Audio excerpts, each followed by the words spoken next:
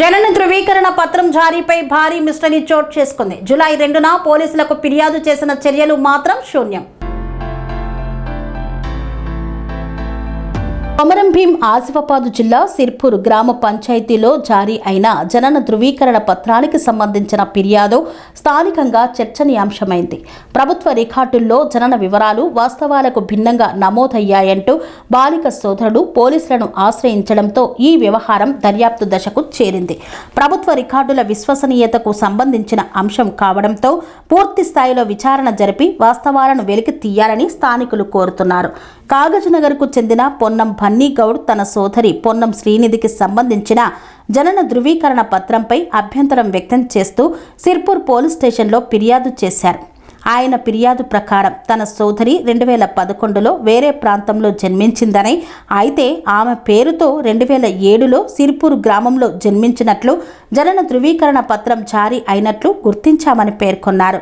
ఈ నమోదు ఎలా జరిగింది, ఏ ఆధారాలపై జరిగింది అనే అంశాలపై సమగ్ర విచారణ జరిపి బాధ్యులను గుర్తించాలని ఆయన కోరారు. ఫిర్యాదులో గ్రామ పంచాయతీ కార్యదర్శి తిరుపతి పేరుతో పాటు సంబంధిత ప్రక్రియలో పాత్ర ఉన్నట్లు భావిస్తున్న అప్పటి ఎంపీడీఓ సత్యనారాయణ పాత్రను కూడా సమగ్రంగా విచారించాలని విజ్ఞప్తి చేసినట్లు తెలుస్తోంది. అయితే ఈ ఆరోపణల నిజానిజాలు పోలీసుల దర్యాప్తులో తేలాల్సి ఉంది.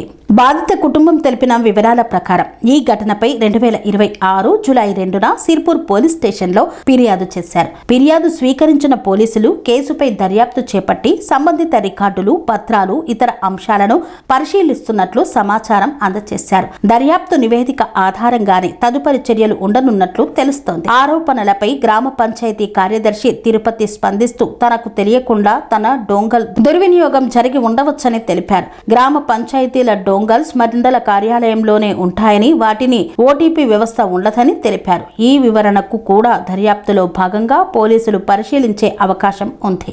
ఈ కేసులో పలు ప్రశ్నలకు సమాధానాలు రావాల్సి ఉంది. అసలు జనన నమోదు ఏ ఆధారాలతో జరిగింది, దరఖాస్తును సమర్పించిన వ్యక్తి ఎవరు, నమోదు ప్రక్రియలో ఏ అధికారులు భాగస్వాములయ్యారు, డిజిటల్ లాగిన్ వివరాలు ఏం చెప్తున్నాయి, డోంగల్ వినియోగానికి సంబంధించిన సాంకేతిక రికార్డులు ఏమి సూచిస్తున్నాయి, ఫిర్యాదులో పేర్కొన్న అంశాలు అధికారిక రికార్డులతో సరిపోతున్నాయా? ఈ ప్రశ్నలకు సమాధానాలు దర్యాప్తు పూర్తయిన తర్వాతే స్పష్టమయ్యే అవకాశం ఉంది. ప్రభుత్వ రికార్డులపై ప్రజల్లో ఆందోళన. జనన ధృవీకరణ పత్రం వంటి కీలక ప్రభుత్వ పత్రాలకు సంబంధించిన ఫిర్యాదులు రావడం సహజంగానే ప్రజల్లో ఆందోళనకు దారితీస్తోంది.